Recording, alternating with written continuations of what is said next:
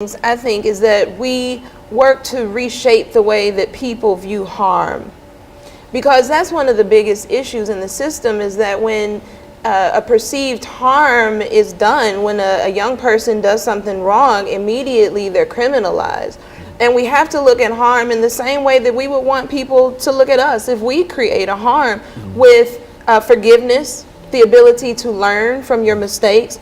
Adolescents, even though they look like, younger adults, their brains are still not developed fully so that they make the best decisions. And so I think right now the most important thing we're doing is just coming forth with an education campaign to let people know that there are different ways to address harm that's caused. There are different ways to build relationships in schools. There are different ways to change the school climate with other philosophies, not just coming in with this magical program that everybody's believing in right now, but with a philosophy that people can buy into, people can definitely understand. And what we believe in, what we practice within our organization, relationships with each other, is restorative justice. And restorative justice is a very powerful philosophy that doesn't really look at just how do we punish young people, but what makes people do right most of the time. Because most of the time we get along. Most of the time the kids in the school really are doing what they're supposed to do. So what makes these young people do right most of the time?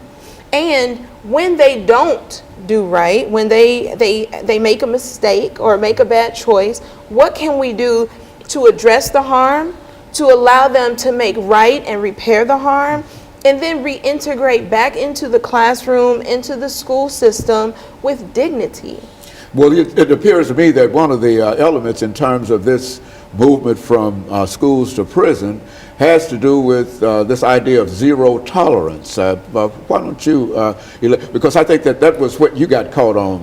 Is that right, Ms. Hughes? This idea of zero tolerance, which is to say that there could be no forgiveness if the idea is what? Zero tolerance. Right. That is, you've committed a sin or whatever, and therefore you're out. Is that how most people interpret zero tolerance in the system? Yes, very true. And what a lot of people don't know is that the zero tolerance laws are very flexible, that they're very specific as to what they're supposed to be used for. But a lot of schools and a lot of principals use them just very fluidly for whatever they feel like using it for in the moment. It's not implemented consistently across schools. It's not implemented consistently across districts. And also, most of the time, there's no progressive discipline along the way. We jump from, okay, he got in my face and I didn't like it, or he walked out of the classroom, or his pants were sagging, or just something that could have been addressed in a much different way. We go from 0 to 60 in 4 seconds, as opposed to looking at what other options we have. And so, and when you get caught up in this system of zero tolerance, that you got to go and whatever, there's no appeal that you could have made during when you got caught up in that situation, Ms. Hughes? Yes, sir. It was an appeal. It was like, actually, I was out of school for 6 weeks, so I couldn't even go to another school, so I was just basically homebound. And so you zero tolerance sent you home for 6 weeks, and with the expectation of what happened? With the expectation of staying out of school for a calendar year, to not being able to go back to school to the time that I was expelled, to the next year to that same time. So we went from, she was expelled for a calendar year, and then we went through the process of appeals, and they reduced it to six weeks? Yeah. And then she ended up having to transfer But schools. she's also separated from all of the people that she knew in that school from the first time. Is that right? Yeah, from actually elementary school. So I had grew up with them. They had knew me. They had basically knew my story, my struggle, and how I wanted to be different. And I was just separated from them.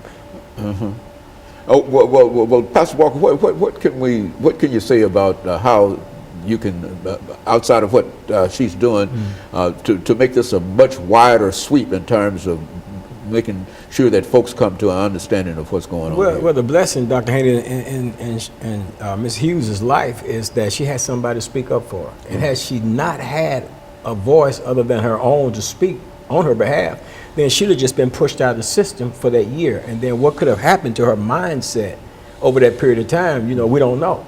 But we're thankful that she did have some people that will speak up for her and challenge, you know, like Rashida said, we're not fighting the system, but challenging the system to do what's right. And if principals have the leeway to be flexible with this zero tolerance, then why are they not doing it? You know, why are they so quick to rush to judgment, to push somebody's life down the drain? And, you know, my only response to that would be, of course, this prison industrial complex, this privatization of prisons, and the monies, you know, people are exchanged on the stock market now. So if we got this system in place, which is another thing needs to be dismantled, this privatization of prison.